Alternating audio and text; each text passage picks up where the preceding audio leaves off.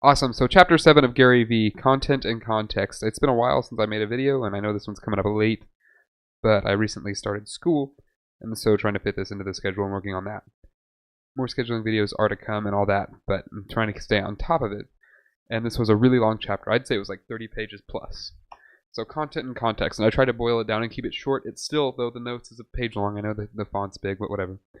So chapter 7, content and context. So first I'm going to read all my notes, and then I'm going to talk about them a little bit. Alright, content and context. This is a long chapter. Bottom line, make stuff good and it will succeed. If it doesn't succeed, it must not be good stuff. Quality content. People like it, they want to share it, it fits, and it's unique.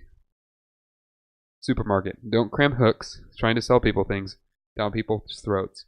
When they come on your stuff, lead them past what you are selling twice, and people will buy what they feel is valuable.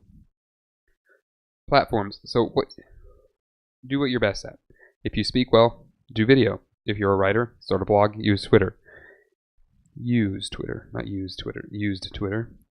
If your best medium is pictures, use Pinterest and Instagram. Use what works well with the agency. Also use the platform to target the right age group. Older people tend to be more on Facebook, Pinterest, and Instagram, while younger people are more on Twitter and Snapchat.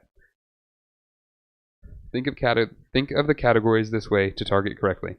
This works for personal brands as well. Building trust, actual engagement with the audience, be authentic. And then there's also a little question in there about TLD extensions. So this is like top.photography.tennis.wine. Could work, could not, unique, but old habits die hard.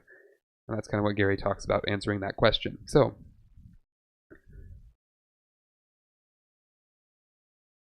first, these first two really go together. Make good stuff and it will succeed. The bottom line and the quality content.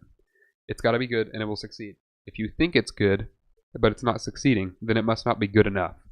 And that's kind of Gary's point, and that's a very true thing. And one of the things Gary repeats a lot if you listen to him is that the market will decide. And so if your stuff's not having success, then the market is deciding against you. So as far as content and context go, if your content's not getting the traffic that you would like to see it, you need to boost the quality of your content to get it where it needs to be. Or you're not capable of pushing it to that level, and so you need to learn stuff to grow yourself to do that.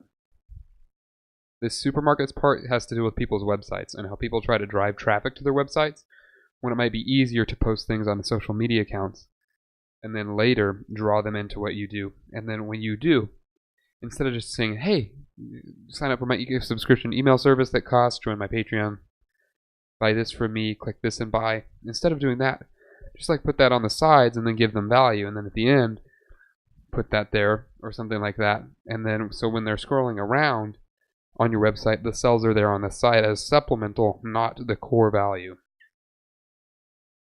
And if it is going to be core value, make sure it is actually valuable and you're not just selling people a bunch of junk. Platforms, this is for social media, and if you're wanting to develop kind of a brand around the company sort of thing and building relationships with people that believe in what you're doing. And so he targets specifically, there's even one question there where he says, think of your organization like an organization and a media company for your organization, because it really is for the marketing department. Their job to make sure that people like and are being experienced socially with the brand. That way when they come in the brand, they're more friendly with it and more likely to buy from you guys or from that specific brand. And then he also adds on the age group. So think about make sure your content goes to that platform very well. So if you run a photography business, video will work well, but a blog might not work as well because people like pictures that take pictures and watch videos. So think of things like that.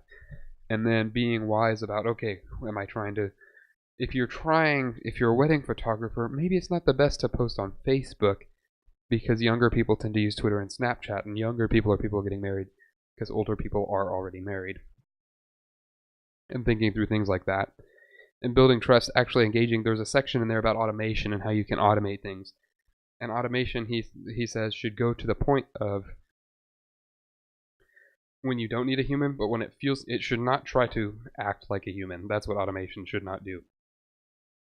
And so if at any point that you're supplementing what you should be writing to them, like a thank you, a thank you should be sincere. That should be written by you, not an automated thank you.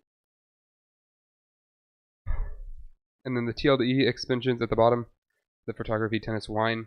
So basically the idea here is that because .com is being used up, these other domain names are still out there up for grabs, and they're cheaper than just .com because .com more prominent. So is this going to make a rise in the website market or not? It could, because it's unique, but it could not, because old habits die hard and people, type in blah blah blah blah company name .com. And so if yours isn't the .com, then you're kind of out, even if you do have a TLD extension. So that's a little bit about content and context. Keep it good content. So as I was reading this chapter, it reminded me of this, and how is my quality across this, because I've tried to take a lot of time out of the production process of this, and in doing so, I think this suffers. So I've upgraded to computer and stuff because of the comments on handwriting. I still do the handwriting stuff and have videos made for school concepts such as physics and chemistry and math, because those concepts you need a pen, because when you work with this stuff, you work with a pen and they're not in Excel or something like that. But I also have the computer ability to do information stuff like this on the computer, and also that allows me to share these notes out with you guys, so that way you can take a look at them as well. So that's some things I've been thinking about as I read through chapter 7 of Gary Vaynerchuk's Ask Gary Vee book. Thanks for watching.